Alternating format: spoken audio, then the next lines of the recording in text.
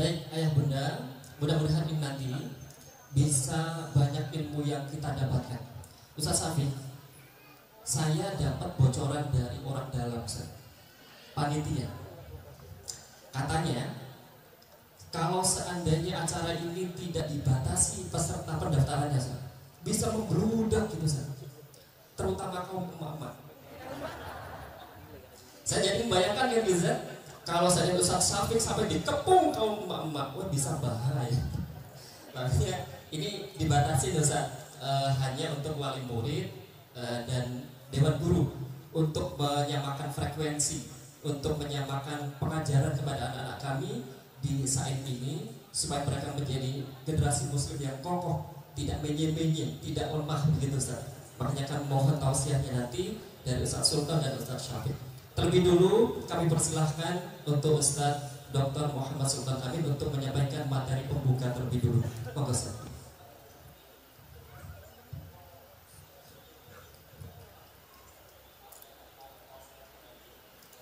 Assalamualaikum warahmatullahi wabarakatuh. Waalaikumsalam warahmatullahi wabarakatuh. Alhamdulillah wa syukurillah ala nikmatillah, la haula wa la quwata illa billah. Amma ba'du, yang dirahmati Allah, Syekhuna Dr. Syafiq Basama, Pak Aziz Struktural dan teman-teman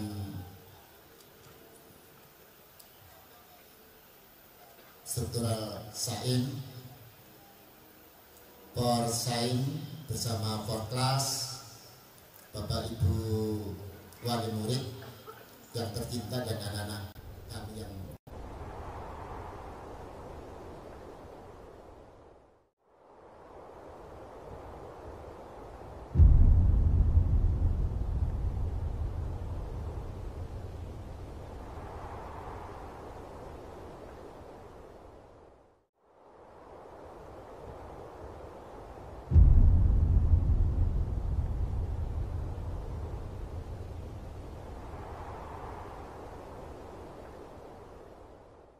strawberry yang tadi dikasih prolog dengan anak-anak kita. Terima kasih Anda.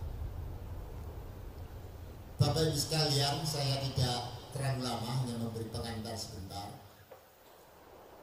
Bapak Ibu, ada yang namanya seorang psikolog kawakan, boleh disebut juga psikolog terapan pertama kali di dunia ini, namanya Virginia Satir.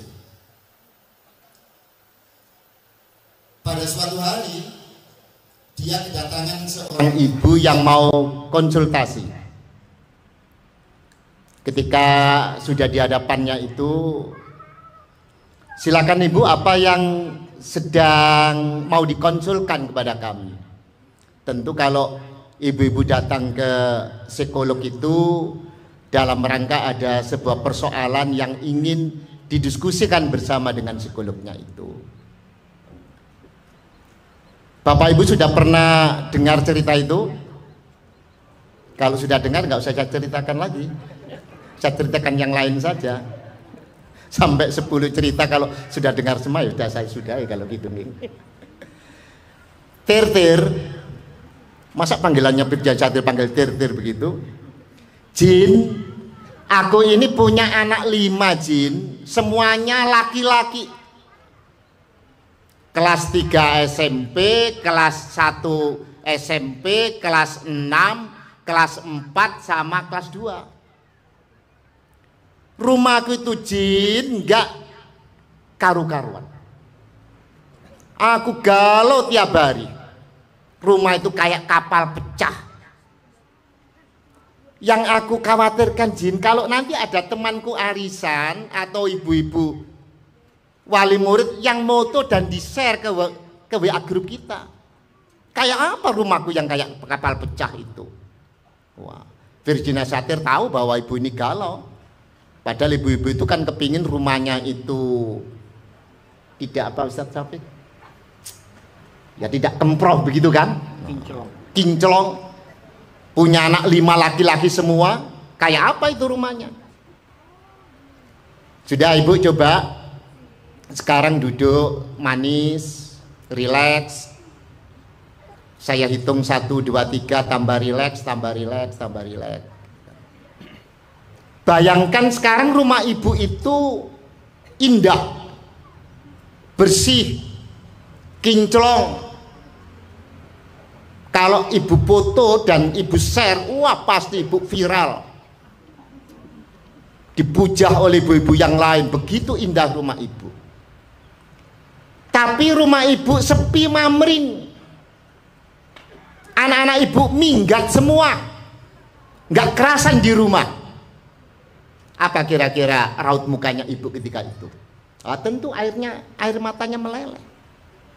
Nah, dah kembali lagi, sadar, kembali lagi, ayo naik, 1, 2, 3, naik lagi.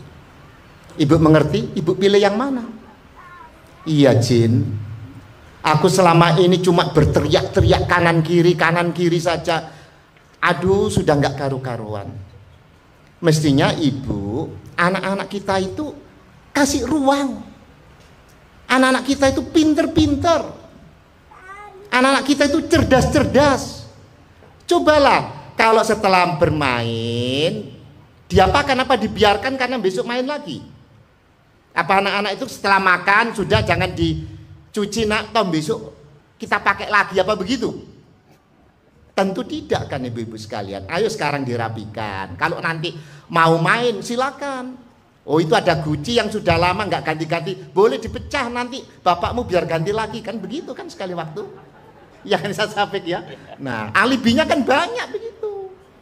Nah jadi zaman itu jangan kita salahkan bahwa zaman strawberry seperti anak-anak tadi itu yang generasinya malas, yang generasinya rapuh, yang generasinya kurang care, itu karena pengondisian kita orang tua saja yang harus introspeksi. Lah kalau zaman ini disalahkan, oh nggak perlu adanya Ustadz Sapik bertahun-tahun semedi di Madinah sana untuk belajar Islam yang sampai fakih begini. Kalau zaman itu yang disalahkan, nggak perlu kami berjuang mendirikan Saim seperti ini. Ya zaman itu akan datang terus, dan bagaimana kita orang tua itu menyikapinya bersama. Ya mari kita terus belajar Bapak Ibu sekalian.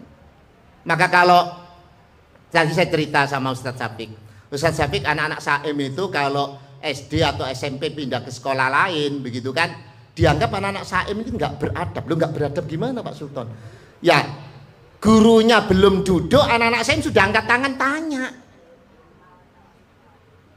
Anak-anak yang lain itu ya gurunya duduk, dibuka dulu, anak-anak duduk dulu, dan itu tidak ada membuka pertanyaan, baru gurunya cerita kanan kiri, baru nanti kalau sempat disuruh tanya. Tapi beda dengan anak Saim, karena sejak awal anak-anak itu kita kasih ruang supaya apa yang ada di unek-unek dirinya itu bisa cepat tersampaikan, biar ada persoalan biar cepat terselesaikan. Memang Bapak Ibu sekalian, saya pernah ditanya Ustadz Sapik, di Al-Quran itu tidak ada ya guru ngajari murid begitu itu. Ada satu peristiwa Khidir dengan Musa, ya nggak kesampaian juga. Gurunya kepinteran, muridnya apa itu? Kenyenyelan ya gitu nggak nyambung juga akhirnya. Yang ada itu memang orang tua dengan anak-anaknya. Coba lihat Nuh dengan anak-anaknya, Ibrahim yang paling banyak dengan anak-anaknya, Yakub dengan anak-anaknya. Jadi tentang kesehatan mental anak, akidah anak, memang tugas kita orang tua. Kalau sekolah itu menjadi kepanjangan tangan orang tua, maka Ustadz Sapik ketika Bapak Ibu itu masuk Saim, anak-anak ini tidak kami tes tentang kecerdasannya, tapi tentang kepribadiannya, tentang akhlakul karimanya. Juga ayah bunda juga kami serempet-serempet tentang itunya. Kalau anak-anak kita ada masalah, orang tuanya dikonfirmasi, ayah bunda, putra putri kita ini yang tersayang ada masalah nggih? Oh iya Ustadz, memang kami merasakan ada sesuatu. Nah ayo bersama-sama menyelesaikan. Tetapi ketika kami konfirmasi ortunya, anak-anak saya nggak apa-apa, baik-baik saja Ustaz Syafiq, nggak ada masalah. Nah, kalau sudah begini sudah kami angkat tangan Ustaz. Jadi nggak mungkin apa yang dilakukan oleh sekolahan akan nyambung dengan orang tua. Maka orang tua itu adalah basic pertama kali bagaimana menjadikan anak tadi itu yang disinggung di ayat dibacaan anak tadi itu kan lautaraku min kolbin duriatan di'afan tadi itu. Kalau nantinya orang tua itu meninggal anak-anak yang lemah itu ya termasuk strawberry ini yang dianggap lemah, nanti biar Ustadz Syafiq menerangkan yang lebih leluasa dan lebih dalam lagi. Terima kasih. Sekian, assalamualaikum warahmatullahi wabarakatuh. Waalaikumsalam warahmatullahi wabarakatuh. Masya Allah, barakallahu fiikum Ustaz. Terima kasih atas nasihat-nasihatnya. Yang insya Allah nanti mungkin akan disampaikan lebih leluasa, lebih dalam gitu dari Ustaz Syafiq. Berikutnya kami persilahkan Ustaz Syafiq untuk menyampaikan nasihat di pagi hari ini. Silakan Ustaz. Bismillahirrahmanirrahim. Yang saya hormati dan saya muliakan Ustaz Dr. Muhammad Sultan hafizahullah taala dan para wali-wali murid yang ada di sini serta para pengurusnya, para guru. Ana ucapkan assalamualaikum warahmatullahi wabarakatuh. Alhamdulillah. Ana sebenarnya lebih menikmati mendengarkan daripada ngomong, jemaah. Bingung ana harus ngomong di sebelah beliau yang ana tadi sudah dapat banyak ilmu ya. Ana masuk aja sudah dapat ilmu tadi. Belum beliau bicara, ana diajak keliling sudah dapat banyak ilmu di Saim ini. Semoga nanti ana pulang, ya ana berharap ilmu itu dapat dipraktekkan. Allahumma salli wa sallim ala abdika wa rasulika nabiyina Muhammadin wa ala alihi wa ashabihi ajma'in. Ya Allah, semoga salawat dan salam, berkah dan nikmat senantiasa Engkau curahkan untuk hamba kekasih-Mu, untuk baginda Nabi kita Muhammad alaihi salatu wassalam, untuk keluarga beliau, untuk istri-istri beliau, untuk putra-putri beliau, dan untuk seluruh sahabat Nabi. Semoga Allah meridai kita bersama mereka. Amma ba'd. Nanti kalau ada yang salah mohon dikoreksi. Karena terus terang ana disuruh ngisi generasi strawberry ini dari tadi malam ana baca, ana kaji sampai kesel. Tapi alhamdulillah ada beliau jadi ana lebih tenang. Kalau salah nanti diluruskan. Jamaah rahimakumullah, tadi beliau juga sudah menyindir ya bahwa kita jangan suka menyalahkan zaman. Zaman itu berubah. Betul. Rasulullah sallallahu alaihi wasallam mengatakan, "Ma min zamanin illa walladhi ba'dahu syarrun minhu hatta talqaw rabbakum." Kata Nabi alaihi salatu wasallam, tidak ada satu zaman melainkan yang sesudahnya lebih buruk daripada yang sebelumnya, sampai kalian berjumpa dengan Tuhan kalian. Artinya kita ini akan menuju kepada yang lebih buruk, yang lebih buruk, yang lebih buruk. Tapi bukan berarti kemudian kita bisa menyalahkan zaman, karena kita diciptakan sesuai dengan zaman itu. Al-Imam Syafi'i rahimahullahu ta'ala, di masa beliau, Imam Syafi'i meninggal tahun berapa? Bapak-bapak, tahun berapa Imam Syafi'i meninggal? Supaya kita kebayang zamannya Imam Syafi'i dengan zaman sekarang gitu. Tahun berapa? Kita ini di Indonesia madhabnya Syafi'i. Ibu-ibu, tahun berapa meninggalnya? Ada hadiahnya nih Ustaz. Yang bisa jawab ada hadiahnya nanti. Tahun 204 Hijriah. Berapa tahun yang lalu? Yo, bapak-bapak suruh ngitung ini, ngurangin dari 2023, ngurangin dari 1445. Beliau mengatakan na'ibu zamanana. Kita itu seringkali menyalahkan zaman kita. Wal aibu fina, aibnya itu kita, bukan zaman ini. Fama li zamanina aibun siwana wa nahju dzaz zamana bighairi dzambin. Kita sering menyalahkan zaman, dia nggak berdosa, nggak ada ceritanya zaman berlaku dosa, nggak ada cuma. Wa nahju dzaz zamana bighairi dzambin walau nataqa zamanu lana hajana. Kata beliau, kalau zaman itu bisa bicara, kita akan habis dibully sama zaman itu. Berarti masalahnya di kita. Kenapa muncul generasi strawberry ini? Ya kita masalahnya. Bukan sekolah. Ana sering ngobrol sama beberapa ustadz. Kita itu kadang-kala menyalahkan mereka. Menyalahkan ya pihak lain lah. Pihak lain yang kita tidak bisa memperbaiki sebenarnya. Maka sebenarnya Saim ini berdiri juga karena ketidakpuasan dengan pihak lain. Iya, beliau cerita tadi semuanya. Tapi bukan berarti kita sibuk mengkoreksi. Udah, kita bangun yang kita bisa. Jadi kita melakukan apa yang kita bisa. Ketika zaman ini nggak bisa kita rubah, zamannya udah kayak gini. Apa mau dirubah? Zaman dulu, ya kita lihatlah orang kalau mau nonton film itu berangkat kemana? Ke bioskop. Anak ingat, anak punya orang tua cerita dulu, kata dia waktu muda-muda di Jember itu ada satu bioskop. Itu anak-anak ini sudah pada nikah, sudah pada punya anak. Mereka pada mau nonton bioskop. Apa yang mereka lakukan dengan anak mereka? Dititipkan ke mbahnya. Ini sudah pada titipkan ke mbahnya. Kakek anak tahu.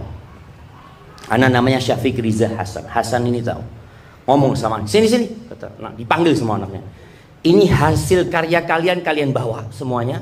Jangan dititipkan ke mbahnya. Cukup mbahnya sudah melahirkan kalian. Sudah bawa tuh hasil karya kalian. Jadi memang kadang-kala kita itu masalahnya di orang tua. Masalahnya di kita. Ketika Anda membaca tentang generasi strawberry ini, ternyata masalahnya memang di pola asuh seperti yang tadi disebutkan. Orang tua yang sama.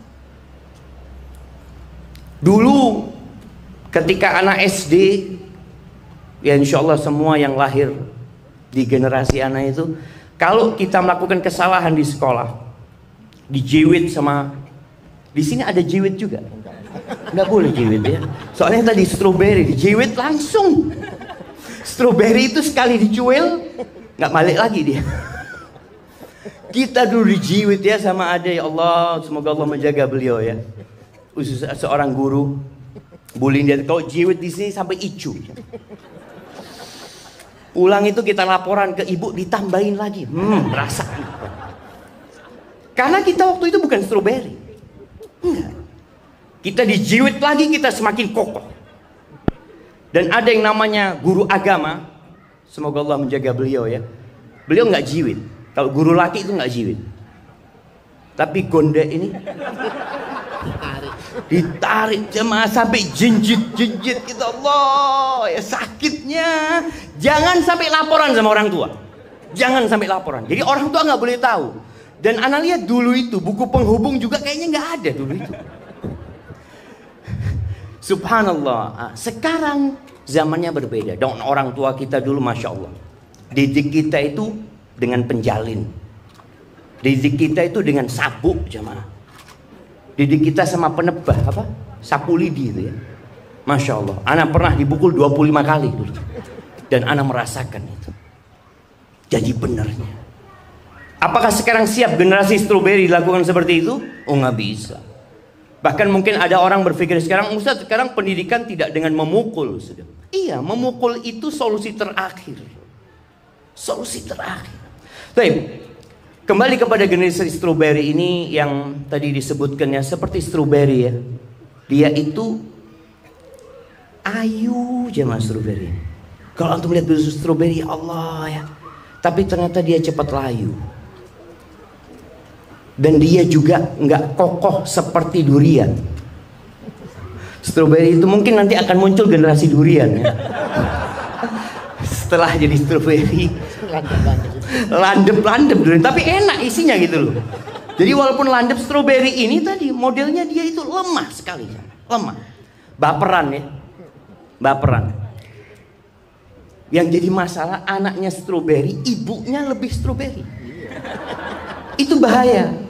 Sebagian orang tua nggak mau memasukkan anaknya ke pondok. Ana tanya kepada seorang ayah, Ustaz, ana siap Ustaz, masukkan anak ke pondok. Tapi emaknya nggak siap Ustaz. Oh, dia mau pondok tapi yang anaknya nggak capek, yang pakai AC, pakai apa. Dan itu terjadi. Pondok pun menyesuaikan sekarang, sekolah pun menyesuaikan. Ketika zaman ana dulu, ketika di pondok, Masya Allah, pondok itu dulu tempat reparasi anak nakal. Jadi konco kita semuanya nakal. Sirir semua ya. Karena apa? Orang tuanya selalu kalau anaknya nakal, tak pondok no. Enggak. Jadi kalau dia nakal, diancam akan dipondokkan gitu. Sehingga terus terang teman kita di pondok ada yang minum. Karena dia dari luar, bukan di pondok dia minum, bukan. Karena sama orang tuanya nakal dipondokkan. Sholat, dia nggak sholat. Sampai kita punya kawan-kawan waktunya subuh itu dulu tidur di plafonnya kamar mandi.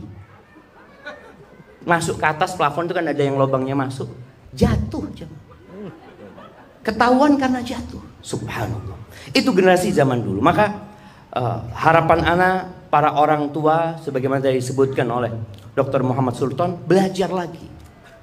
Perlu orang tua ini belajar lagi bagaimana menghadapi generasi yang seperti ini. Apa yang harus dilakukan oleh orang tua? Bukan hanya menyerahkan hal itu kepada sekolah. Sekolah itu hanya membantu. Terus siapa yang bertugas yang bakal ditanya sama Allah pada hari kiamat? Orang tua. Makanya semua dimulai kalau kita bicara generasi strawberry, dimulai dari awal memilih pasangan hidup. Maka seringkali ada istri yang mengeluhkan suaminya, yang mengatakan, Ustaz, suami ana ini nggak bisa jadi bapak Ustaz. Wallah dia ada di rumah tapi seperti tidak ada. Nah, dia cuma berpikir mencari nafkah diberikan kepada kita. Ana tanyakan kepada emak-emak ini, ibu nemu di mana suami itu? Loh, jangan disalahkan, mau nyalahkan siapa? Lah itu pilihannya ibu. Begitu pula seorang bapak mengatakan, wallah Ustaz, ternyata istri ana ini Ustaz kerjanya cuma bersolek, berias, yang krim pagi, siang, malam. Gak selesai. Subhanallah, ana ingat ibu ana dulu, ana disuruh beli bedak itu, namanya bedak Mars, masih ingat? Bas, bedak itu aja. Sekarang orang wallah bedak macam-macam, sampai suami capek belikan bedaknya istri. Ketika suami mengeluh itu, Ustaz, gimana Ustaz ya? Ana tanyakan, antum nemu di mana? Itulah kita introspeksi, ana yang salah. Bukan istri antum yang salah. Anti yang salah, bukan suami yang salah. Maka dari situ kita akan memperbaiki diri, yang itu akan berlanjut kepada pendidikan anak nantinya. Yang pertama kita akan kembali kepada Allah Azza wa Jalla. Maka di sini para orang tua harus lebih sering-sering kembali kepada Allah dalam mendidik anak-anaknya. Apa doa Nabi Ibrahim sebelum punya anak? Bapak-bapak ini baca nggak doa ini sebelum punya anak? Jamaah, bapak-bapak coba angkat tangan yang baca doanya Nabi Ibrahim. Apa doanya ibu-ibu? Kayaknya ibu-ibu lebih tahu. Rabbi habli minas salihin. Terus lihat, bayangin ya, Nabi Ibrahim nggak punya anak, terus mengatakan Rabbi habli minas salihin. Dia bergantung kepada Allah Azza wa Jalla. Sekarang banyak orang bergantungnya kepada Allah itu lemah. Dia berpikir, insya Allah istri anak subur. Iya, istri antum subur, bisa punya anak banyak. Yang jadi pertanyaan, soleh apa enggak tuh anak nanti? Sebelum hadirnya itu anak, kita minta dulu sama Allah Azza wa Jalla. Bagaimana seorang ayah ya, Abul Aswad Ad-Du'ali, ketika dia kumpulkan anak-anaknya, dia ngomong sama anak-anaknya itu, nah bapak ini berbuat baik kepada kalian ketika kalian masih kecil. Kalian dewasa juga bapak masih berbuat baik kepada kalian. Bahkan sebelum kalian lahir, bapak sudah berbuat baik kepada kalian. Itu anak heran. Dia mengatakan, bagaimana ayah bisa berbuat baik kepada kita sedangkan kita belum ada di dunia ini? Kata sang ayah mengatakan, ikhtartu lakum umman la tu'ayyaruna biha. Aku pilihkan buat kalian seorang bunda yang kalian tidak akan dicela karena dia. Dari sana dia sudah berpikir generasi selanjutnya. Ini ibu yang bakal mendidik anak-anak. Dan tentunya dengan berdoa tadi. Nabi Ibrahim berdoa, Rabbi habli minas solihin. Tapi selesai punya anak. Nabi Ibrahim, anak yang pertama namanya Ismail. Ismail bukan generasi strawberry jamaah. Dia diletakkan sama bapaknya di Mekah. Nggak ada apa-apa di sana. Bicara sekolahan, nggak ada sekolahan di sana. Yang ada siapa? Ibu. Tuh Ismail ditaruh bersama ibu. Bagaimana mental ini ibu ditinggal sama suami? Sebagian ibu-ibu selalu menyalahkan ini peran bapak nggak ada di rumah, Ustaz. Ini gara-gara bapaknya. Jangan. Ketika kita selalu menyalahkan yang kita tidak bisa memperbaiki, kita hanya akan menambah keruwetan di rumah itu.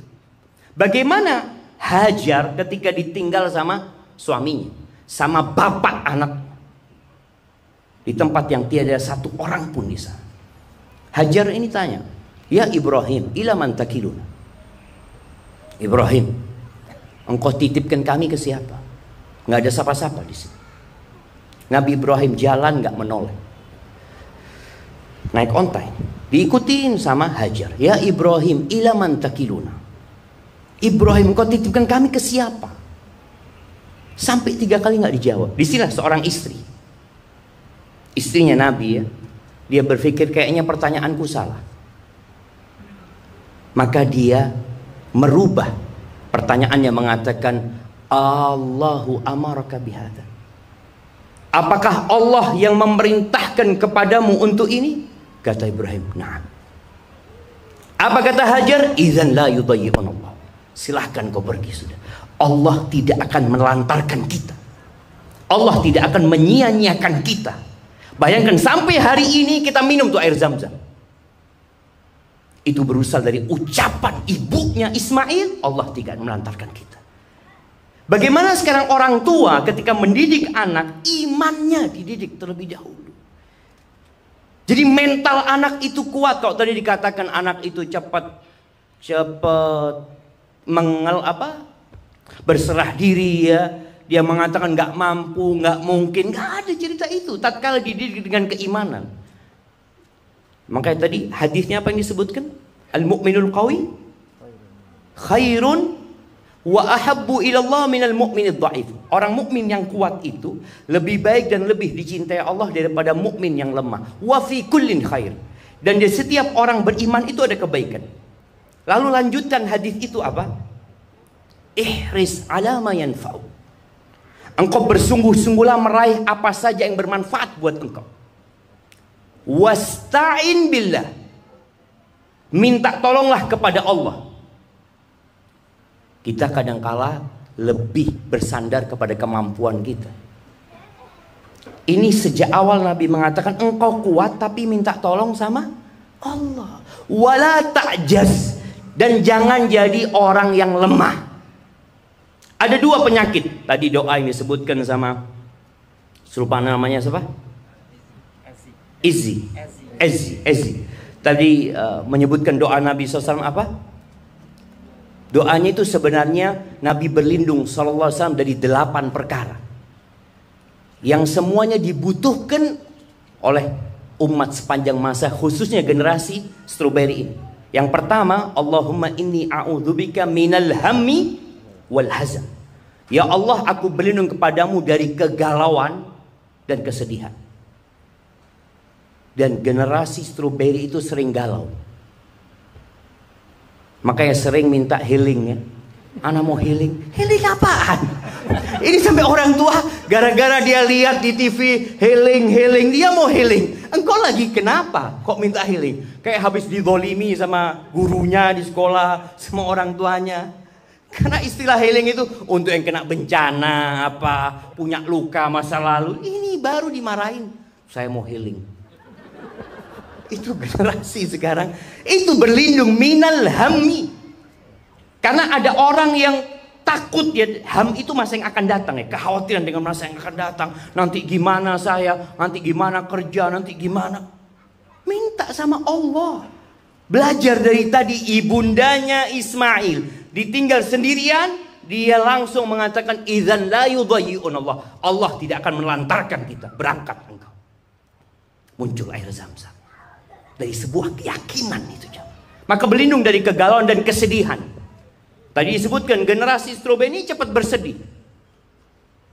Dia rapuh sekali, maka minta perlindungan sama Allah. Karena orang kalau sudah bersedih itu nggak produktif. Maka ya Ibnu Hibban Al-Busti mengatakan alal aqin alla yaghtam fa innal ghamma la yanfa. Orang yang berakal itu nggak boleh dia galau wala sedih. Kenapa? Karena gham itu nggak ada gunanya. Apakah kalau engkau bersedih uangmu bertambah? Alhamdulillah. Sejak anak bersedih Ustaz, rekening anak kok tambah terus ya? Alhamdulillah. Nggak ada jemaah. Kemudian yang kedua, minta perlindungan dari wa a'udzubika minal ajzi wal kasal. Dan aku berlindung kepadamu dari ajiz, dari kelemahan dan kemalasan. Kelemahan itu ketidakmampuan, kemalasan itu ketidakmauan. Generasi ini selalu merasa tidak mampu. Bukan hanya dia malas, aduh nggak bisa.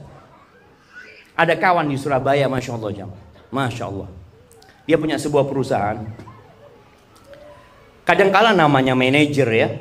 Dia nyuruh anak buahnya melakukan sesuatu. Dia mengatakan kerjakan ini ya, ini. Kata anak buahnya, tidak bisa Pak. Ya, hari ini kau dipecat, sudah keluar. Saya nggak mau orang di sini bekerja lalu mengatakan tidak bisa. Nggak ada ucapan tidak bisa. Katakan saya akan berusaha. Coba saya kerjakan. Saya maksimalkan Pak. Selesai terbukti nggak bisa minta maaf. Tapi dari awal disuruh, itu generasi strawberry, nggak bisa Pak. Oh berat Pak, nggak mampu saya Pak. Dan banyak wanita juga sekarang itu, kalau kena musibah ngomong, saya tidak mampu dengan musibah ini. Emangnya kita bisa milih musibah? Saya maunya musibah sakit kepala, masa kanker? Enggak lah, nggak bisa jemaah. Dan Allah tidak memberikan beban kepada hambanya melebihi batas kemampuan dia. Selesai, antum mampu. Maka berlindung dari ketidakmampuan dan ketidakmauan. Dan anak-anak kita seperti itu. Tapi kalau kita didik mentalnya tadi beriman, dia minta tolong sama Allah, dia akan berusaha, selesai. Tapi orang tuanya dulu harus jadi contoh. Menjadi orang yang bermental besar dia. Saya yakin bahwa semuanya sudah ditetapkan sama Allah Azza wa Jalla. Dan kita akan kembali kepada Allah Azza wa Jalla. Taib, minal hammi wal hazan, minal azzi wal kasal. Yang ketiga, apa? Minal jubni wal bukhl. Dari juben ini sifat pengecut. Dan generasi strawberry itu seperti itu. Jiwa juangnya itu lemah. Takut ini, nanti bagaimana, nanti bagaimana. Masya Allah. Ada seorang anak yang dia punya uang rupiah, dia beli dolar. Kemudian nanti dolar naik, dia jual seperti itu. Ditanya sama bapaknya, nah engkau punya duit berapa? Alhamdulillah punyalah 100 juta Pak dia. Tapi dia beli dolar waktu itu cuma 10 juta. Kenapa engkau nggak belikan semuanya? Ya takut rugi Pak. Oh engkau takut rugi. Ya sudah, fulusmu taruh di bawah bantalmu, kau tidur sama fulus itu. Ada generasi yang takut dengan kerugian. Ya ini resiko kata dia. Jadi ada jiwa pengecut di diri anak-anak ini sehingga untuk menghadapi masa depan dia nggak berani seperti itu. Dari juben dan bukhl. Bukhl ini berangkat dari kecintaan kepada dunia. Dan banyak orang tua mendidik anaknya untuk cinta kepada dunia. Bakhil, pelit dia sama. Enggak, orang tua harus didik anaknya ketika berangkat sekolah. Dia bawa makanan yang cukup buat 2 orang. Dia bawa makanan yang cukup buat 3 orang. Dan subhanallah ya, Nabi SAW mendidik umatnya, mendidik sahabatnya, mengatakan alaihi salatu wassalam, ta'amul wahid lisnain. Makanan 1 orang cukup untuk 2 orang. Orang tua tolong didik anaknya seperti itu. Ketika membelikan sesuatu di minimarket, belikan 1 buat anaknya 3. Anaknya 3, bukan dibelikan satu-satu jemaah. Kita kan lebih sering membelikan es krim Momoy. Kita belikan satu-satu. Nah, engkau belikan 1. Kok cuma 1? Iya, bareng-bareng. mulai kecil dia kebersamaan bersama kakak dan adiknya, berbagi dengan mereka. Karena ini penyakit. Kalau sudah tumbuh kebakhilan, na'udzubillah buat istri yang punya suami yang bakhil. Siapa mama yang suaminya bakhil? Ada suami yang seperti itu, sama istrinya sendiri bakhil. Didik anak itu untuk tidak bakhil, untuk suka berbagi. Kemudian yang terakhir, Allahumma inni a'udzubika min ghalabatid dain wa qahrir rijal. Utang. Subhanallah. Kayaknya generasi sekarang ini sering berhutang, dok. Dulu kalau utang itu masih sulit ya. Dulu utang itu banyak di pinggir jalan tulisan, mau dana cepat, sekolahkan BPKB. Masya Allah. BPKB disekolahkan. Sekarang enggak. Pakai handphonemu kok bisa berhutang. Ojol apa? Ojol. Bukan ojol. Pinjol. Itu pinjol. Generasi sekarang seperti itu. Memudahkan diri untuk berhutang. Nabi berlindung dari hutang. Generasi sekarang mudah berhutang. Kenapa? Karena berangkat dari tadi diberikan kemudahan sama orang tuanya. Nah, biasakan anak itu hidup susah. Berlindung dari hutang dan berlindung dari ditindas oleh orang-orang yang na'udzubillah yang mungkin menindas ketika kita punya hutang ya. Seperti debt collector yang ada, na'udzubillah min dzalik. Jadi intinya para bapak-bapak, ibu-ibu, kita tambah ilmu kita. Yang kedua tadi, kuatkan iman buat anak-anak kita. Yang terakhir, ajarin anak kita tanggung jawab sejak kecil. Terus terang, kalau kita membuka sejarah, dulu anak SD itu sudah bisa cari uang. Anak SMP sudah bisa bantu orang tuanya. Generasi sekarang lulus kuliah masih nyusu sama orang tuanya. Kok bisa? Bicara pengetahuan lebih banyak tuh anak-anak sekarang. Dan bicara ilmu pengetahuan, anak-anak nggak perlu sekolah sebenarnya jamaah. Dia kepingin tahu manfaatnya sesuatu, dia tinggal searching di Google. Dan anak-anak lebih pintar daripada orang tuanya dalam hal ini. Tapi kenapa anak-anak itu tumbuh besar kok belum bisa berlepas diri dari orang tuanya? Karena sejak kecil nggak dikasih tanggung jawab. Siapa yang anak-anaknya di rumah piara sesuatu? Ada yang piara ayam? Ada yang piara ayam di rumah? Piara kucing. Jamaah, kalau anak-anak dulu itu punya piaraan dan dididik sama orang tuanya, engkau tanggung jawab ngasih makan itu. Terus terang anak-anak itu bosan. Anak punya anak Yusuf, dia berulang kali ya minta binatang ini, terakhir dia minta iguana. Anak ke Surabaya, alhamdulillah ada teman kasih iguana 2. Sudah dikasih kurungan, anak ngomong sama emaknya, Syuf, ini yang tanggung jawab ngasih makan, memandikan, membersihkan kandangnya dia. Dia kelas 2 SD sekarang. Dia yang tanggung jawab.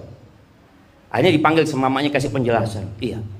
Dapat 2 hari dia ngomong sama mamanya, "Mah, kayaknya nggak mau sudah sama iguana." Dia bukan nggak mau sama iguana, dia nggak mau sama tanggung jawabnya itu. Karena harus kasih makan, harus dibersihkan. Kita kadang-kadang orang tua tidak memberikan itu kepada anak-anak. Iya, kasih. Ajarkan kepada anak-anak sejak kecil, celana dalam dia yang nyuci. Nggak boleh pembantu. Dia yang nyuci celana dalamnya. Dia yang membersihkan celana dalamnya. Diajarkan seperti itu. Makan sama anak. Suruh dulu ya orang tua kita kalau makan jamaah, ya Allah sampai bersih. Kalau ada sisa nasi, nangis nanti nasi itu. Gak tahu generasi sekarang sisa makanan kadang-kala dibiarkan enggak. Dia tanggung jawab, dia harus habiskan. Sampai ini kejadian beberapa hari yang lalu. Dia malam hari mau makan nasi goreng. Ibunya nggak mau masak. Ini kelas 2 SD ya. Kata dia, anak mau masak sendiri. Masak sudah sendiri. Masak dia nasi goreng sendiri. Kekenyangan dia makannya. Nggak habis. Bah kenyang. Iya sudah. Bismillah. Abah tunggu sini. Yusuf jalan dulu. Jalan dia ke belakang, ke depan. Dia nanti duduk dulu makan. Kenyang. Jalan lagi sudah. Jadi sampai akhirnya dia takut untuk melakukan sesuatu karena dia tahu aku harus bertanggung jawab gitu. Dan ini yang harus diberikan oleh orang tua. Ajarkan anak itu mandikan motor orang tuanya, bersihkan rumah sendiri. Ajarkan dia punya tanggung jawab. Jangan selalu mengatakan, oh dia masih kecil. Wallah, dia umur 40 tahun masih kecil di hadapan orang tua. Tetap itu anak jamaah. Tapi bagaimana kita mendidik anak itu supaya dia tumbuh besar. Dan dalam agama kita, anak baligh itu nantinya sudah bukan tanggung jawab orang tua. Dia sudah bisa mencari nafkah sendiri seharusnya. Maka di zaman Nabi SAW, anak umur 18 tahun itu memimpin pasukan perang. Sekarang anak umur 18 tahun ngapain? Dia memimpin pasukan perang, tapi di handphonenya menang. Sama tetap memimpin pasukan perang ya, cuma lebih. Allahu Akbar. Tapi ala kulli mungkin itu yang dapat Anda sampaikan. Mohon koreksi dari Dr. Muhammad Sultan. Ana mohon maaf sebelumnya. Ana benar-benar terus terang, Ana terima kasih ya sudah bisa datang ke tempat ini dan Ana melihat banyak hal yang insya Allah bisa dibawa keluar ya, dibawa keluar ke tempat yang lainnya dan bisa memberikan ke masyarakat secara luas. Jazakumullah khair. Barakallah. Masya Allah, barakallahu fiikum. Ini jadi optimis ya, dari saya nanti muncul generasi muda. Baik, bunda yang dimuliakan Allah Subhanahu wa taala, untuk berikutnya kami persilahkan bagi yang ingin menanyakan sesuatu ke Ustaz Habib. Mestinya Anda dan tentunya banyak ya. Karena kita memiliki anak-anak yang perlu dididik dan perlu juga mengumpulkan amunisi untuk menjadi anak. Karena itu dipersilahkan bagi ayah bunda yang memiliki pertanyaan disampaikan langsung saja. Ada dari bapak atau dari ibu atau dari ustadzah, ustadz, boleh silakan. Ada, oke. Yang paling besar Oh, lulus SMA. Assalamualaikum, Ustadz, saya mau tanya untuk kan tadi Ustadz ngomong kalau untuk mendidik anak itu kan dikuatin dulu imannya. Nah, sepanjang saya punya anak 2, itu kalau mendidik anak setahu saya secara ritual aja, jadi misalkan diajari sholat sejak dini dan sebagainya. Padahal menurut saya makna dari sholat dan siapa Tuhan kita, kenapa kita beragama Islam dan sebagainya itu justru menurut saya yang paling penting diterapkan agar nanti waktu dia udah balik dia ngerti kenapa saya harus melakukan ini, melakukan itu. Nah ini kalau menurut Ustaz seperti apa dan umur berapa tahapan-tahapan yang harus kita ajarkan agar anak ini beribadah karena dia tahu maknanya. Begitu Ustaz, terima kasih. Silakan satu dulu Ustaz, nanti ada 2 lagi insya Allah. Dipanjang sih. Oh, ini ampun. Oh, Ustaz. Loh iya pertanyaannya. Ustaz, Sultan dulu. Loh, Ustaz dulu enggak, atem dulu, Ana mau minum dulu. Jadi saling Ustaz Syafiq mau minum dulu, setelah minum saya berikan beliau. Jadi Ibu, saya tadi sudah banyak diskusi dengan Ustaz Syafiq sebelum acara ini. Memang betul kata Ibu, kita itu hanya mengajarkan anak-anak ritual, tapi tidak dijelaskan mengapa sih kita begini ini, untuk apa sih kita begini ini, sehingga mengerjakan ibadah itu tidak hanya sekedar ibadah, tapi kira-kira nggak tahu. Ya mungkin Allah, ya kalau umpama sholat ya Syafiq tanda anil faksa wal mungkar, begitu kan. Sholat itu pada intinya nanti untuk mencegah orang berbuat yang merusak dan yang mungkar, yang jahat lah, yang korup lah, yang tidak amanah lah. Maka ya kalau masih kecil umpama TK gitu kan tidak perlu terus dilihat ini bacaannya, rukuk sujudnya, kan nggak perlu begitu. Ya sekedar ikut-ikutan saja dulu umurnya, melihat tabatannya nanti. Kalau dia sudah mulai besar, mulai kita tingkatkan mereka, tidak hanya sekedar melakukan sambil main-main. Nabi itu kan sering kali ketika sholat itu mengajak cucunya Hasan Husain itu kan yang masih umur berapa itu Ustaz? Yang dipakai kuda-kudaan itu ya. Nabi meninggal umur 7 tahun itu. Nabi meninggal umur 7 tahun ya. Berarti masih TK atau belum TK itu kan? Pernah Nabi itu menjadi imam, sujud lama, para sahabat, ya Rasulullah mengapa tadi sujudnya kok lama sekali? Oh iya, aku memberi kesempatan pada Hasan Husain untuk naik di punggungku. Masya Allah. Jadi diajak dulu Bu. Kalau nanti anak itu dipaksa, ya jelas kan agama itu kan tidak memaksa, tapi penyadaran ini loh agama ini. Yang kadang orang kalau ada ditanya sholat kan kewajiban, nyolong kan pekerjaan. Loh ini kan ayah gak dimaknai sholatnya itu.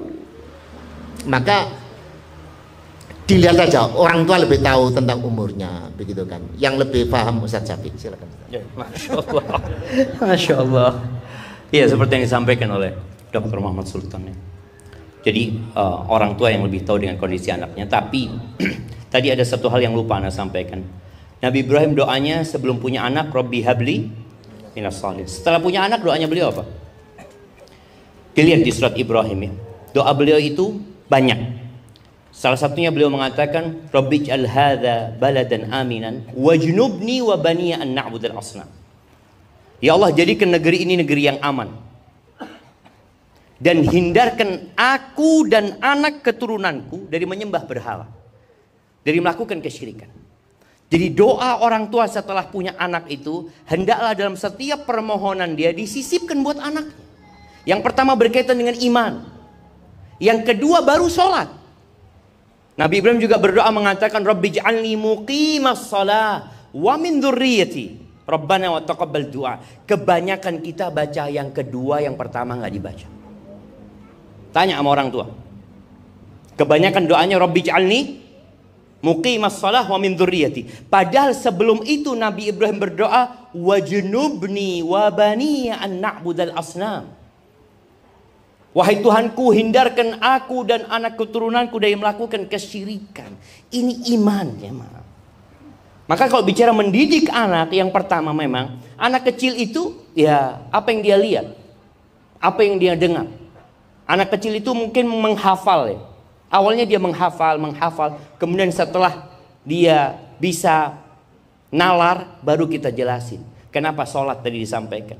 Oleh karena itu Nabi alaihi salatu wassalam, Masya Allah, bagaimana beliau sejak kecil, Hasan dan Husain itu, beliau meminta kepada Allah dengan mengatakan, u'idzukuma bi kalimatillahi tammat min syarri syaitanin wahama wa min kulli ainin lama.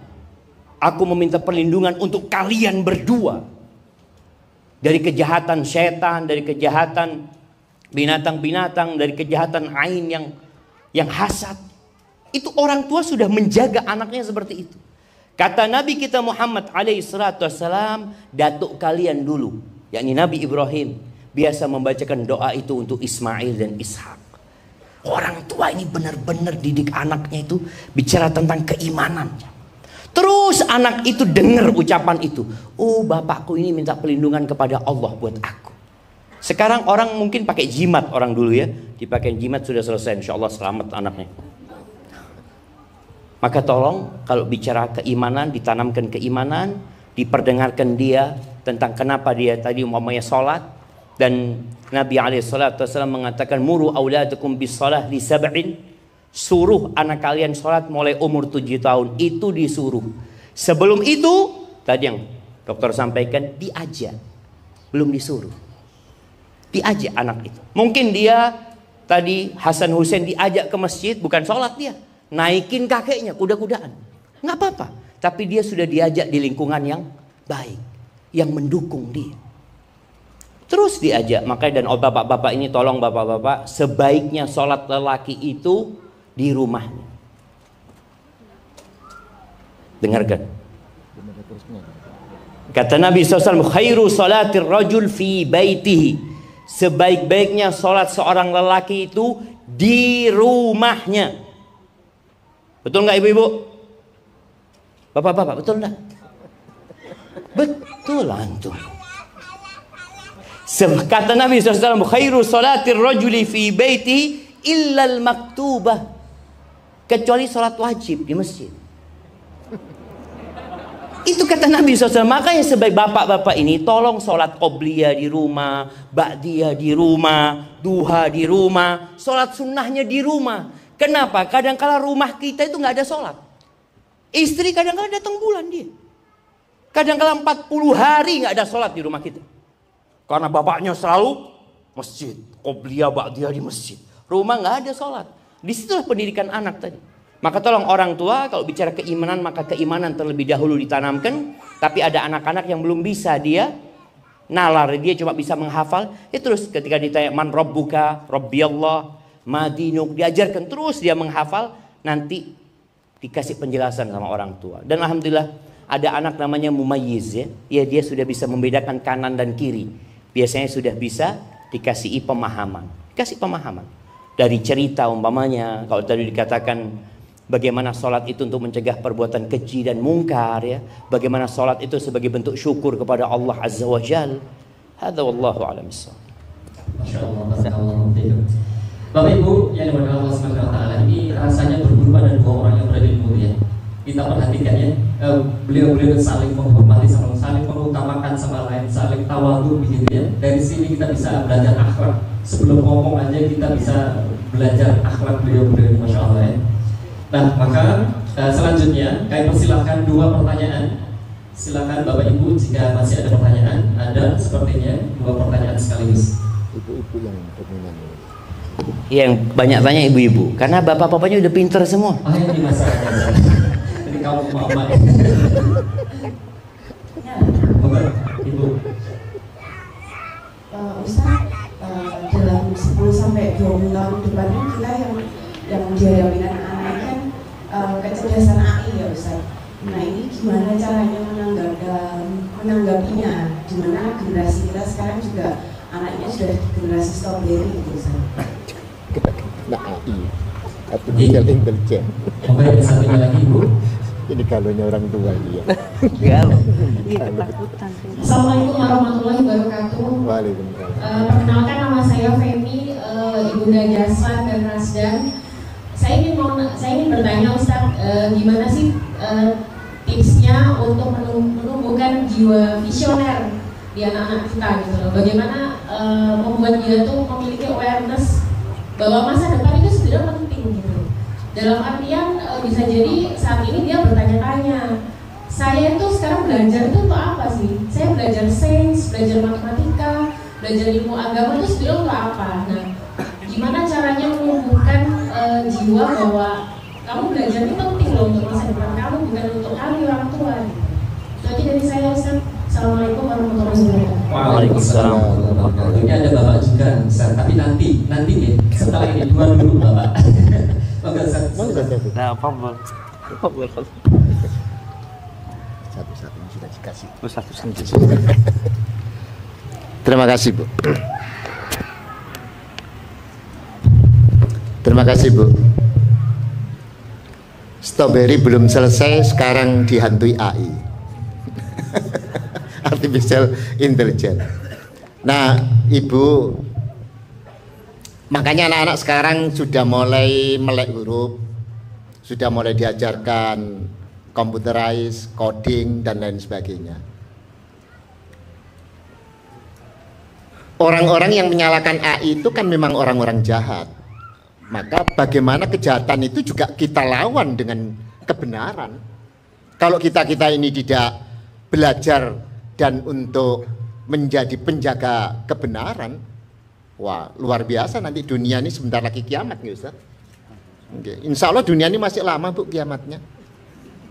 Oleh sebab itu ya harus kita persiapkan anak-anak kita. Jangan anak-anak kita tidak mengerti tentang teknologi. AI itu kan yang kita khawatirkan kan orang-orang jahat. Bagaimana kemarin kita disibukkan dengan APK itu kan Bu. Nanti akan muncul apa lagi? Ya kita harus cerdas-cerdasan. Kalau kemarin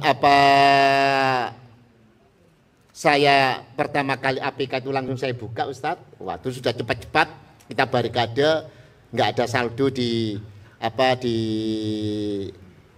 internet banking saya di HP, tahu-tahu dia mencuri pulsa saya. Saya tanya ke Telkom, loh Bapak itu kan eksekutif katanya, sok lah. Apa sampai berapa sih Bu? Sampai bisa 10 juta Bapak. Waduh. Kalau kita diturunkan berapa Pak? 300 saja udah lah. Nanti biar dicuri lah 300, 200 begitu kan. Ini Bapak sudah dipakai untuk membeli game 1,5 juta sama 3,5 Bapak 5 juta begitu. Oh ya Allah. Jadi kita jangan apa agak ndangki eksekutif lah apa begitu. Yang ringan-ringan saja sekarang, nyatanya kita dididik hidup sederhana begitu kan. Ya 300, nanti kalau masih kurang ya aku tak beli lagi 150 begitu kan. Masalah ini karena dengan teman-teman berarti saya sekarang ini. Nah, jadi harus kita lawan Bu.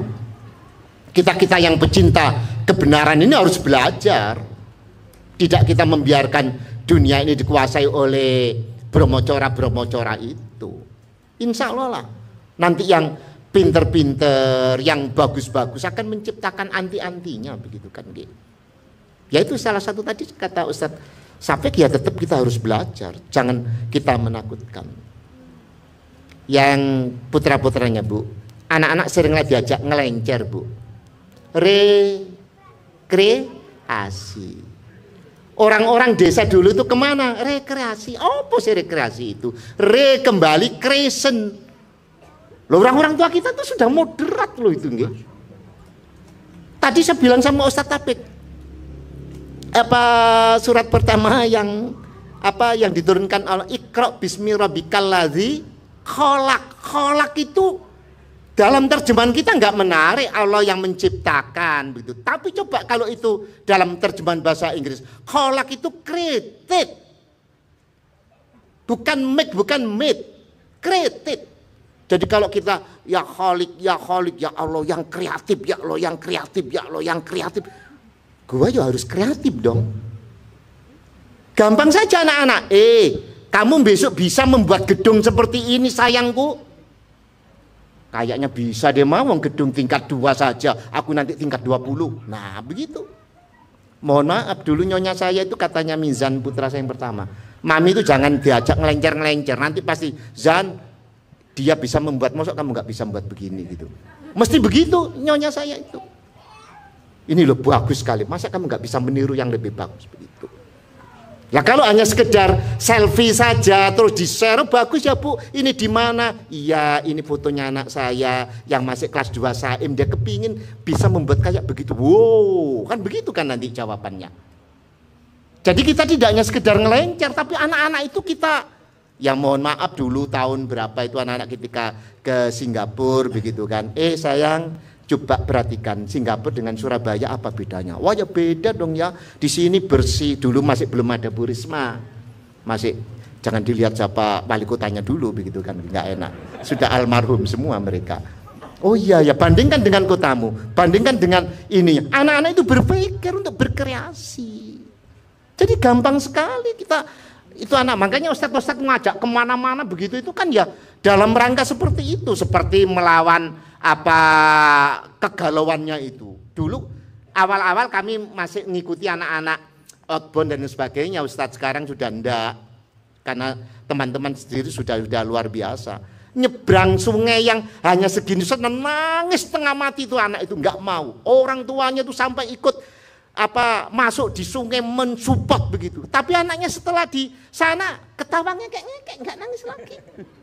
Coba kalau orang tua ya sudah nak, memang kamu nggak berani nyebrang sungai, sudahlah nggak apa-apa. Mama pun juga nggak pernah ikut nyebrang, gitu. Ya mati sudah anaknya.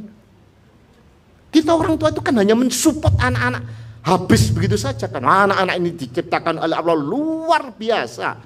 Kita saja orang tua itu yang luar biasanya terus berkurang begitu. Bang Ustaz, masih lama Ustaz. Yang satunya lagi tuh. Sudah semuanya. Sudah semuanya. Masya Allah. Ya, Masya Allah penjelasan dari Dr. Muhammad Sultan ya. Memang ya harus dihadapi. Rasa takut itulah yang membuat orang masuk surga. Iya, ketika subhanallah, ketika penduduk surga itu ngobrol di antara mereka. Allah mengatakan wa aqbala ba'duhum ala ba'din yatasaalun. Mereka ngobrol saling berhadap-hadapan tentang bagaimana ketika kalian hidup di dunia. Mereka mengatakan qalu inna kunna qablu fi ahlina musyfiqin. Kita waktu hidup di dunia kita tuh sangat khawatir, sangat amat takut dengan keluarga kita. Maka ketakutan tadi dengan teknologi yang baru lagi, ya kita hadapin, kita persiapkan anak-anak kita. Maka orang tua itu harus belajar lagi. Bagaimana kira-kira menghadapi hal tersebut?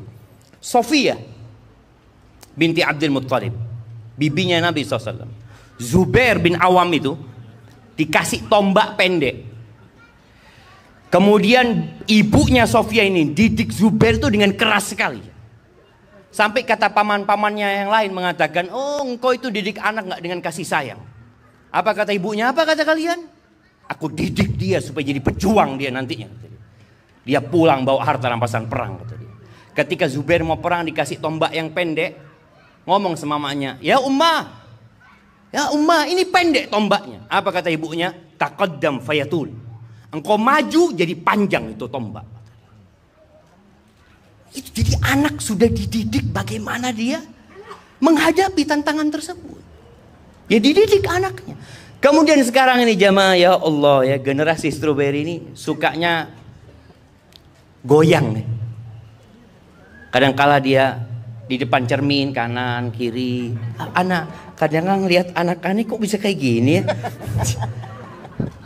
Akhirnya anak ngomong sama dia. Dia anak perempuan, dia kelas 1 SMP sekarang. Anak ngomong, "Syuf," katanya, perempuan itu jangan menjual dirinya. Namanya Maryam. Maryam kalau kepingin berbagi sama orang lain itu berbagi keterampilannya, berbagi keahliannya, berbagi keilmuannya. Itu yang dibagi kepada mereka. Itu yang dibikin video. Bukan cuma goyang sana, goyang sini, terus mengatakan di-share kemana. Apa manfaatnya? Sampai Anda tunjukkan kepada, ini loh, lihat nih. Ada banyak video di YouTube, di TikTok, di Instagram yang tidak ada wajah perempuannya. Anda tunjukkan, nih followernya 1 juta lebih. Yang nonton 9 juta. Kenapa? Orang itu butuh sesuatu yang bermanfaat. Bukan butuh wajahmu, bukan butuh goyanganmu, enggak. Maka di sini orang tua, anak-anak itu kepingin anak-anak itu kepingin tampil ya di Instagram. Ajarin dia apa yang bisa kau bagikan kepada mereka. Itu tadi keterampilan, keilmuan, keahlian. Sampai anak masak, bikin apalah di rumah, nanti di video. Itu yang bermanfaat yang bisa dibagikan. Artinya mau tidak mau orang tua harus ya melihat teknologi ini nggak bisa dibendung jamaah. Dan kita tidak bisa menjaga anak kita terus, tapi kita bisa memberikan imunitas kepada anak kita. Ketika dia terjun ke sana, dia bisa survive. Kalau bicara tadi mengenai anak-anak yang bagaimana dia tahu bahwasanya ilmu itu penting buat dia, ya, ilmu pengetahuan itu. Di Madura jamaah, anak pernah ketemu dengan satu Bromo Corah ya. Dia itu terkenal di Asia Tenggara ini. Dia itu penjudi ulung untuk sabung ayam. Dia sudah tobat ya. Salah satu yang dia omongkan kepada anak, Ustadz, anak ini jadi seperti ini karena salah didik orang tua juga Ustadz. Anak yang gak nyalahkan orang tua ya. Cuma bapak ibu anak selalu dulu bicara, nak belajar nak supaya pinter. Supaya pinter, nanti bisa kerja enak, dapat duit banyak. Itu yang selalu ditanamkan oleh orang tua, supaya pinter. Akhirnya kita jadi orang pinter, punya uang banyak, tapi bukan jadi orang yang ahli ibadah. Maka dia ngomong seharusnya orang tua itu didik anak, engkau belajar nak, supaya jadi hamba Allah yang taat.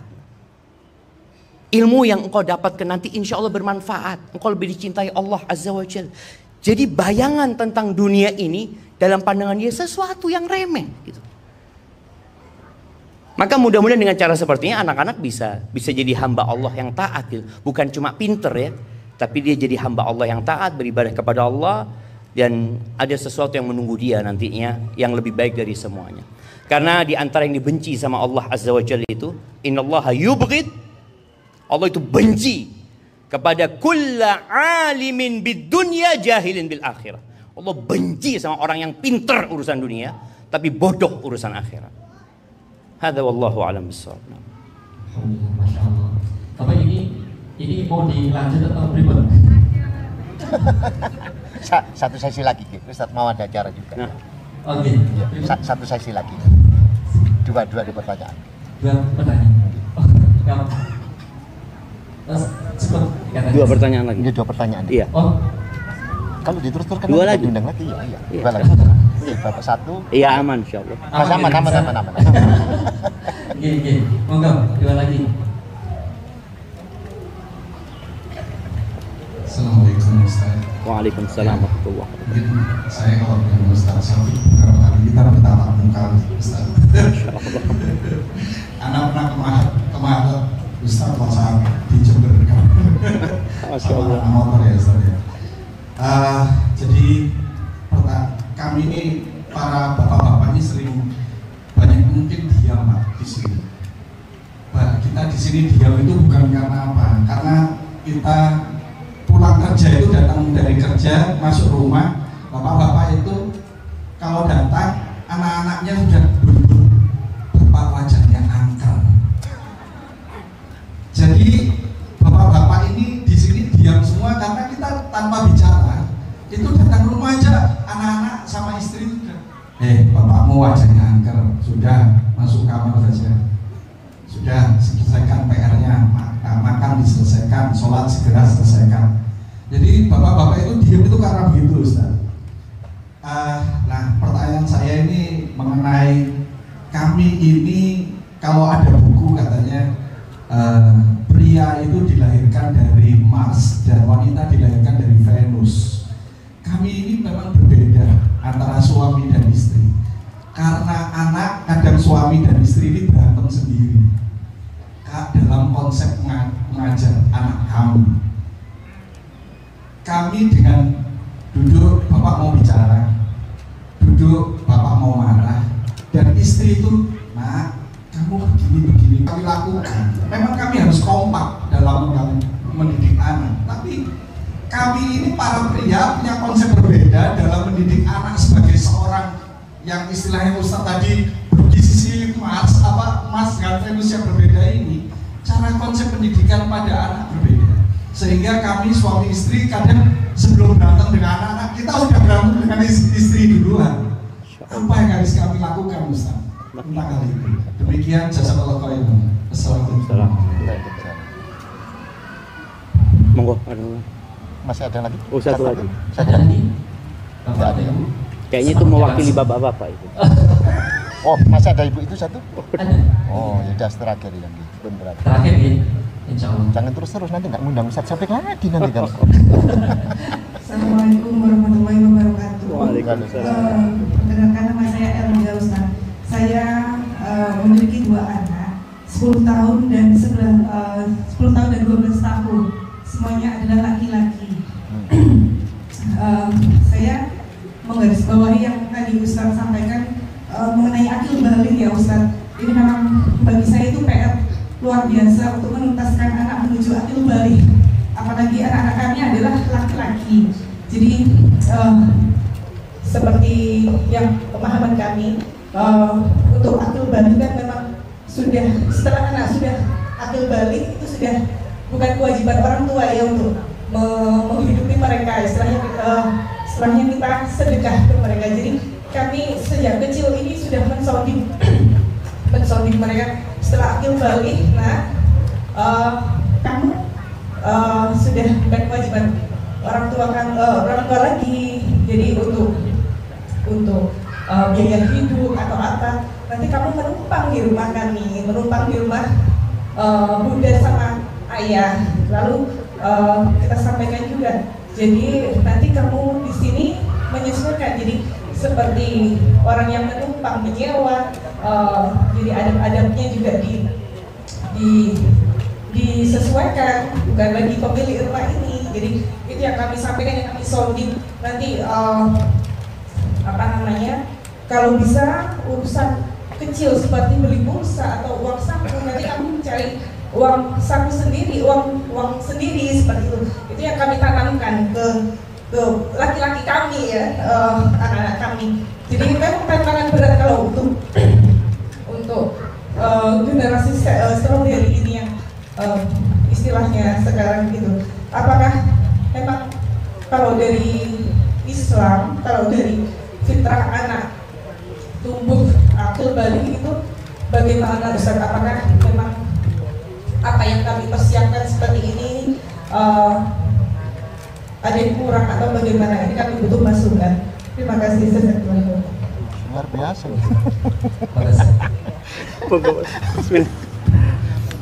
Terima kasih Bapak.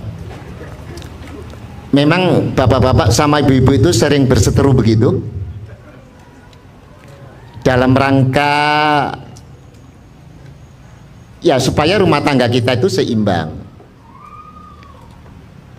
Saya kapan hari punya jamaah pengajian Ustadz ya, banyak dari pensiunan pengadilan agama. Orang bercerai itu Pak Sultan karena tidak ada penyesuaian, kapan ibu bisa melakukan sendiri, kapan bapak bisa melakukan sendiri. Jadi sudah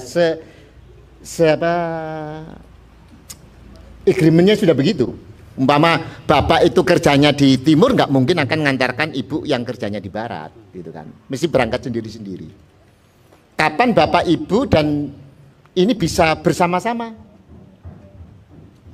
Kapan kalau bapak dan ibu tidak bisa ketemu, tapi ada tempat untuk bisa saling menyelesaikan. Kalau sudah begitu rumah tangga itu tidak akan goyah. Apalagi soal anak-anak, bapak ibu, jangan kita terus lantas berseteru terus dengan kedua orang tua di depan anak-anak, begitu kan? Kalau ayah dan ibu itu berseteru dan tidak ada saling take and give, yang atas merendah, yang ke bawah ini naik ke atas agar frekuensinya sama, di mata anak-anak kita nanti akan sudah jatuh, Bapak. Ya sudah, ini ranahnya ibumu, sudahlah, tanya ke ibu. Nah, ibunya sangat ketat, tanya ayah, enggak, itu sudah, apa kata ibumu sudah benar, kita lindungi mamanya.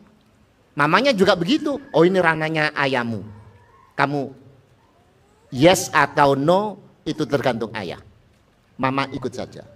Jadi memang kita orang tua itu ya harus saling rumah tangga itu kan harus saling mengalah, bukan saling menang. Win-win solution itu saling mengalah. Jangan kita ibu merasa egonya kuat, bapak juga merasa egonya kuat. Di mata anak-anak itu ya mohon maaf, nanti Ustadz bisa jelaskan yang lebih luar biasa itu. Kita nanti tidak ada harganya di hadapan anak-anak itu.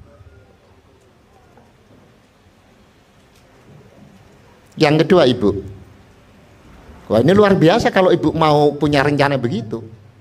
Tapi kan anak-anak sudah dipersiapkan bahwa anak-anak dikasih contoh oleh ayah dan ibunya untuk bisa mencari duit tadi.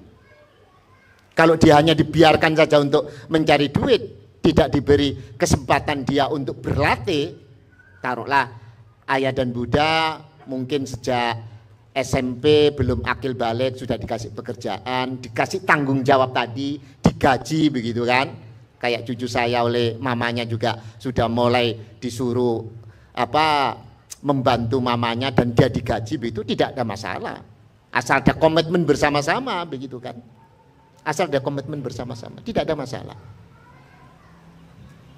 Selebihnya Ustaz. Masya Allah penjelasan yang begitu gamblang ya. Jadi kalau tadi dikatakan masalah orang tua ini memang harus saling mendukung ya, harus saling mendukung. Jadi ibu-ibu jangan pernah menumbuhkan kebencian di diri anak kepada orang tuanya, jangan pernah. Oke, bapaknya zalim, ya Allah, ana jadi ingat kisah ada seorang curhat kemarin di Mekah. Dia curhat, dia mengatakan, Ustadz, ana ini bapak ana cerai sama ibu itu, ana insya Allah kelas 2 SD apa dia cerita. Kakaknya kelas 4 SD.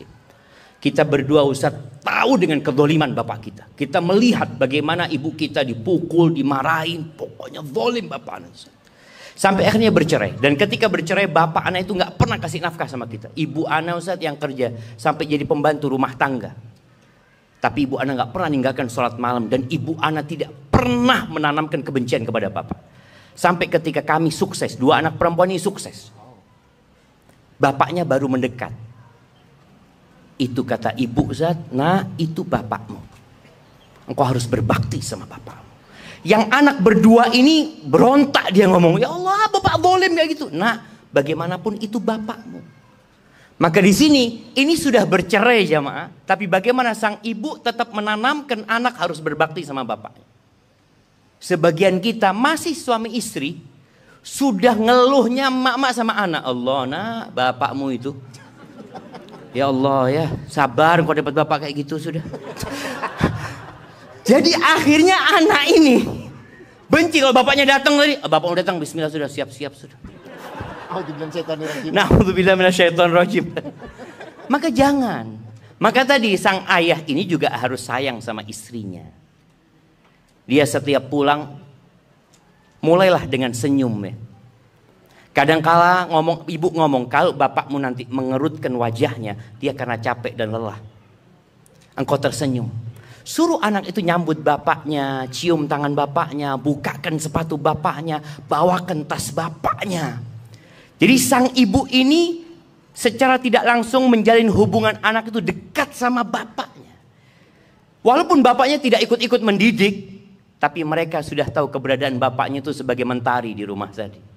Tapi kalau sang ibu sudah menanamkan kebencian, aduh siap, ayo makan, cepet.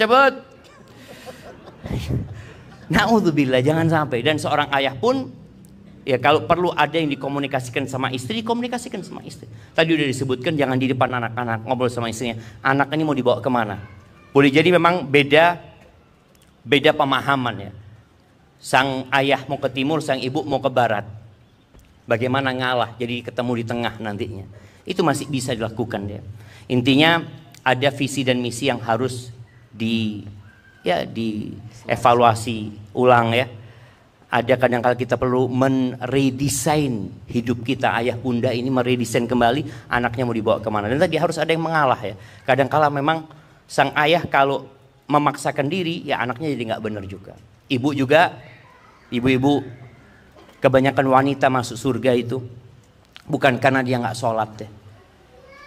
Dia sholat 5 waktu, nggak masuk, dia masuk neraka. Kebanyakan wanita masuk neraka itu gara-gara dia nggak menghormatin suaminya, dia nggak bersyukur kepada suaminya, yang ada mengeluh terus sama suaminya. Maka jangan sampai sholat sunnahmu, puasa sunnahmu, kelak di hari kiamat ditimbang sama ketidaksyukuranmu kepada suami, ternyata lebih berat dosanya daripada kebaikanmu, yang neraka tempatnya. Maka tolong hargain suami, hormatin suami. Iya Ustaz, kalau suaminya baik Ustaz. Kan selalu ibu-ibu itu ono alasan. Iya kalau suaminya kayak Rasulullah SAW. Itu caranya gak masuk surga ya. Itu akhirnya gak masuk surga dia. Ya sudah sing ono iki diopeni. Ya memang kayak gitu suaminya, sudah bismillah. Rezekinya itu ya. Rezekinya itu takdir. Tapi kemudian tadi yang disebutkan masalah bagaimana ketika mau didik anak, kalau dia akil balik dia harus bertanggung jawab. Sebagaimana Dr. Muhammad Sultan sampaikan, jangan cuma dikasih informasi dan pengetahuan tapi nggak disiapkan. Anak itu disiapkan. Dulu anak itu subhanallah ke sekolah SD bawa es dia ditaruh, nanti hasilnya bagi hasil ibu sama itu anak. Jadi anak itu sudah siap. Subhanallah, anak punya anak yang kelas 1 SMP, ibunya ngomong, tiap Jumat engkau bikin kue ya, nanti ibu beli untuk dibagikan kan. Jadi dapat keuntungan lah dari sana. Jadi dia sudah mulai, oh aku sudah dapat sesuatu gitu loh. Tapi kalau cuma dikasih ilmu aja tapi tidak dikasih persiapan ya kayaknya gagal nantinya. Dan para orang tua sekali lagi, anak itu perlu dididik untuk tanggung jawab ya. Kasih pekerjaan. Anak itu orang tuanya punya usaha umpamanya bangunan, bikin bangunan, anak engkau berangkat, lihat tukang di sana.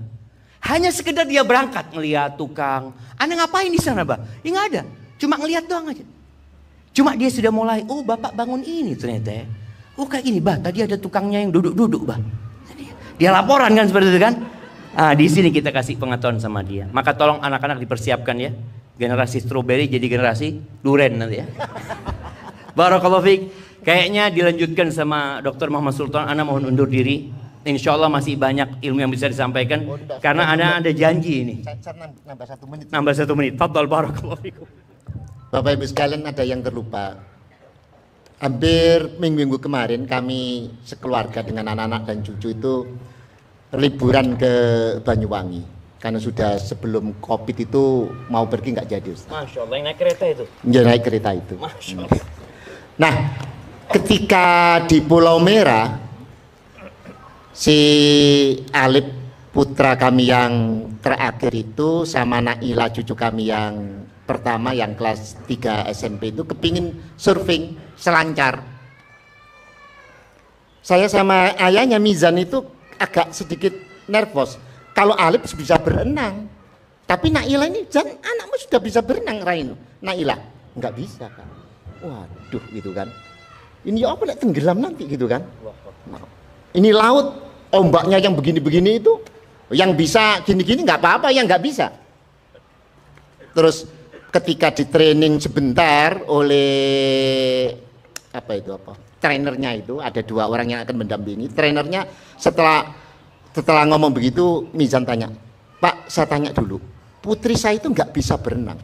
Pak, surfing itu untuk melatih tidak perlu berenang. Loh, kok nggak perlu berenang? Menghadapi lautan itu harus senang, harus ceria, harus bahagia. Meskipun dia bisa berenang, kalau otaknya ini sudah nggak bahagia, dia tenggelam, Pak. Subhanallah, hidup itu memang begitu. Assalamualaikum warahmatullahi wabarakatuh. Waalaikumsalam warahmatullahi wabarakatuh.